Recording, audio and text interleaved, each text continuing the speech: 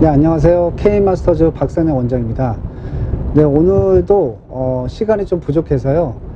차 안에서 좀 운전을 하면서 몇 가지 말씀을 드려볼까 합니다. 자, 오늘 말씀드릴 부분은요. 우리가 블로그에 글을 쓸 때 어떤 것들을 주의해야 될까? 그런 부분에 대해서 한번 얘기를 해보고자 합니다. 일단 블로그를 처음 운영하는 많은 회원님들이 가장 실수를 많이 하는 것들이 뭐냐면요, 키워드를 제목에 넣지 않는 분들이 상당히 많아요. 그게 무슨 말이냐면, 제목에는 키워드가 있어야 되거든요. 뭐 예를 들면 이런 거죠. 가족과 함께 나들이 다녀왔어요, 뭐 이렇게 쓰는 거예요. 자, 그러면 여기서 키워드는, 노출될 수 있는 키워드는 가족 또는 나들이, 이렇게 두 개밖에 없거든요. 근데 가족이란 키워드도 마찬가지지만 사람들이 굉장히 많이 사용하는 키워드, 대표 키워드라고 할 수 있습니다. 자, 이런 키워드로 여러분이 글을 쓰게 되면요, 여러분 글이 검색에 노출될 확률이 그만큼 어려워지죠. 왜냐하면 키워드가 너무 세기 때문이죠. 그래서 제목을 넣을 때는요, 구체적으로 넣어야 됩니다. 예를 들면 오늘 가족과 함께 용인 에버랜드 뭐 다녀왔어요 라든지 이런 식으로 구체적으로 쓰셔야 되거든요. 근데 그렇게 안 쓰시고 아까처럼 그렇게 쓰거나, 또는 뭐 친구들과 함께 뭐 커피숍 다녀왔어요, 이런 것도 마찬가지죠. 커피숍이라는 키워드도 대표 키워드거든요. 그러니까 그런 것보다는 오늘 성동점 카페 베네에 다녀왔어요, 또는 성동점 카페 베네에서 카라멜 마키아토 먹었어요, 뭐 이런 식으로 뭔가 구체적으로 써야 된다는 거죠. 그래서 제목의 키워드가 굉장히 중요합니다. 물론 검색에 노출될 때 제목만으로 노출되는 것은 아니거든요. 본문 내용에 있는 키워드, 컨텐츠의 질, 여러 가지가 중요하게 영향을 끼치지만 제목이 그래도 굉장히 중요한 영향을 끼치기 때문에 여러분이 블로그에 글 쓸 때는 제목의 키워드를 중점적으로 핵심 키워드를 넣어줘야 된다. 또 하나는요, 글은 고객을 유혹하는 글이 돼야 되거든요. 유혹과 설득이라는 게 있죠. 자, 설득은 뭔가요? 설득은 내가 상대방을 나의 의지대로 이끌어가는 게 설득이고요. 유혹은 가만히 있는데 스스로 오게 만드는 게 유혹이죠. 근데 사실 여러분들은 블로그에 글을 쓸 때 대부분 유혹하는 글이 아니라 설득하는 글을 쓰게 된다는 거죠. 자, 이런 내용들은요, 온라인에서만 해당되는 게 아니고요, 오프라인에서 손님을 대할 때도 똑같습니다. 예를 들면 가끔 가다가 뭐 소위 우리가 얘기하는 진상 손님들이 오잖아요. 그러면 뭐 말도 안 되는 소리를 하는 거예요.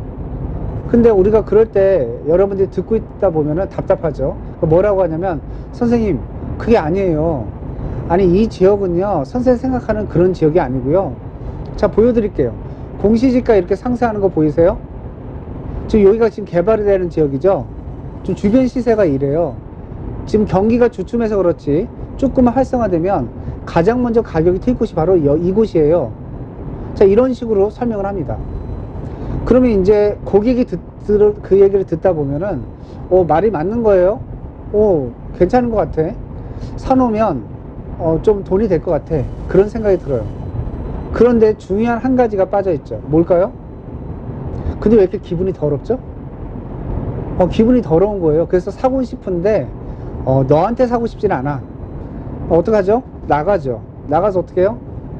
다른 곳에서 사면서 나한테 봤던 것을 얘기를 안 하고 그냥 구매를 해버리는 거예요, 계약을. 근데 내가 오전에 봤던 손님이 가만 보니까 옆 부동산 가서 계약을 하네? 내 뒤통수를 때려? 그리고 막 싸우죠. 수수료 50% 달라고.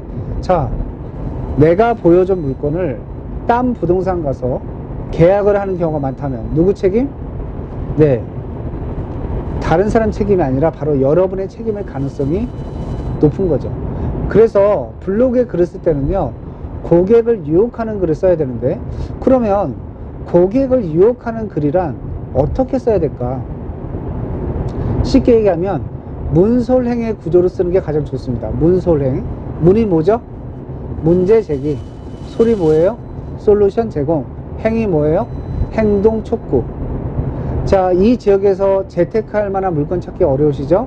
문제 제기. 솔루션. 이 지역에서 이 아파트가 지금 사기에 가장 좋은 시기입니다. 해답을 줘요. 한 가지 더 추가하면 근거 제시.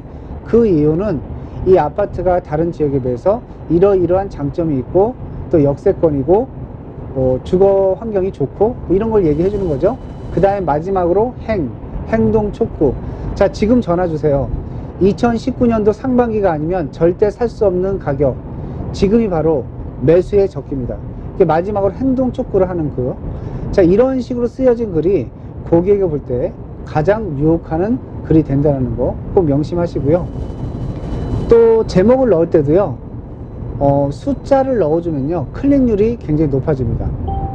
자, 이 숫자는요, 글을 살아 숨쉬게 하는 그런 심리적인 효과가 있는 방법인데요. 뭐 예를 들면 이런 거예요. 내가 성공할 수밖에 없는 이유. 내가 성공할 수밖에 없는 3가지 이유. 자, 어느 게 여러분은 클릭이 갈까요? 당연히 3이란 숫자가 들어가 있는 곳이 클릭할 확률이 더 높죠. 자, 이게 바로 심리적인 효과인데요. 일단 제목에 숫자가 들어가 있으면요, 체류 시간도 굉장히 길어집니다. 체류 시간이 뭐예요? 내가 어떤 블로그에 들어가서 그 블로그에서 머물고 있는 시간이 체류 시간이죠. 자, 그러면 왜 오랫동안 머물러요? 그 글이 좋으니까. 그 글을 읽고 있으니까 머무른다고 검색 엔진은 판단하는 거죠. 즉, 내가 어떤 블로그에 들어가서 오랫동안 그 블로그에서 머물고 있다는 뜻은 그 글이 고객이 원하는 그 컨텐츠이기 때문에 머무는 것이고, 그래서 그 글을 읽고 있다고 판단하기 때문에 숫자를 넣어주면 체류 시간이 길어지는데요. 이런 거죠. 중개업 성공 비결은, 딱 이렇게 써놓으면요, 들어가서 첫 번째를 봐요. 봤더니 뻔한 내용이네? 그럼 사람들이 나가거든요. 그런데 중개업 성공 비결 3가지는, 자, 이렇게 써놓으시면요, 여러분이 들어가서 첫 번째를 읽어봐요. 근데 내용이 내가 원하는 내용이 아니네. 그래도 못 나가죠? 왜? 혹시 2번째, 3번째 글이 좋을 수도 있잖아요. 그래서 2번째 글에 들어가요. 읽어봤는데 그것도 별로야. 그래도 못 나가요. 왜? 마지막 3번째 글이 내가 모르는 좋은 노하우가 있을 수도 있으니까. 결국은 3개의 글을 다 읽고 나가게 만드는 거죠. 자, 이게 바로 숫자 3이 주는 숫자의 법칙, 심리적인 중요한 법칙입니다. 그래서 여러분이 제목에 숫자를 넣어주면 체류 시간도 늘어나고 그 글을 클릭할 확률도 늘어나기 때문에 여러분이 제목에 숫자를 넣어주는 게 좋고요. 또 심리적인 법칙 중에 또 칵테일 효과라는 게 있어요. 칵테일 효과는 뭐냐면, 사람은 나의 관심 있는 것에, 내가 관심이 가는 곳에 더 집중을 한다는 효과인데요. 뭐 미국의 칵테일 파티에서 누군가 내 이름을 조용히 부르는 거죠. 박상래. 자, 근데 조그맣게 불렀음에도 불구하고 누가 불렀지? 이렇게 누가 불렀지? 돌아보게 돼요. 왜 그렇죠? 왜 돌아보게 되죠? 그 이유는 내 이름을 불렀기 때문에 관심이 가서 그거를 돌아볼 확률이 높아지는 거예요. 자, 이것을 어떻게 적용하느냐? 글 쓰는 화면에서도 똑같이 적용할 수가 있다. 예를 들면 내가 신혼부부를 대상으로 전문적으로 중개업을 한다. 그래서 빌라를 매매 물건을 내놓는다. 이렇게 쓰는 거죠. 깨끗한 신축 빌라 2억 5천. 자, 이러면 사람들이 많이 클릭할까요? 네, 이렇게 해놓으면요, 아주 식상한 제목이죠. 근데 이렇게 써보는 거예요. 신혼부부가 살기에 딱 좋은 신축 빌라 2억 5천. 자, 이렇게 쓰면요, 내가 결혼을 앞둔 신혼부부이기 때문에 이 글은 나와 아주 밀접한 관계가 있는 글이 되는 거죠. 이걸 좀 더 타겟팅화해서 쓰게 되면 이렇게 됩니다. 3월에 결혼을 앞둔 신혼부부에게 딱 맞는 물건. 자, 이러면 이 물건은 내가 신혼부부인데 내가 3월달에 결혼하죠.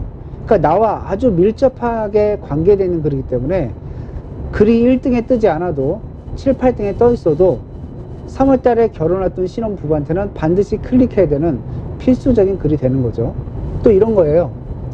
재개발 재건축 주민 여러분 보세요. 자, 이렇게 쓰면요, 전국에 있는 재개발 재건축 주민이 보겠죠. 근데 물론 다른 분들이 많이 와주는 것도 좋겠지만 나는 아현동 3블럭에 사는 사람이 봐야 돈이 된다. 그 이렇게 쓰는 거예요. 아현동 3블럭 재개발 재건축 주민 필독사항. 자, 이렇게 쓰면요, 수많은 재개발 재건축 글이 있어도 고객은 아현동 3블럭이 내가 사는 곳이니까 이 글을 클릭할 확률이 엄청나게 높다는 거죠. 왜? 내가 아현동 3블럭에 살고 내가 재개발 재건축 주민이니까 이 글은 굉장히 나와 밀접하게 관련성 있는 글이 되는 거죠. 그래서 여러분이 블로그에 글 쓸 때 첫 번째 포인트, 제목에 반드시 세부 키워드가 들어가야 된다. 두 번째 포인트, 글을 쓸 때는 반드시 문솔랭의 구조로 고객을 유혹하는 글을 써야 된다. 그 다음에 세 번째 포인트, 숫자가 들어가야 되죠. 네, 숫자가 들어가서 글을 살아 숨쉬게 쓰고 또 칵테일 효과, 타겟팅을 시킬 수 있는 그런 글을 써야 된다. 자, 크게 이렇게 세 가지 정도로 글 쓸 때 여러분들이 적용을 해볼 수가 있습니다. 자, 뭐 글 쓰는 내용을 얘기하자고 하면 뭐 한두 끝도 없거든요.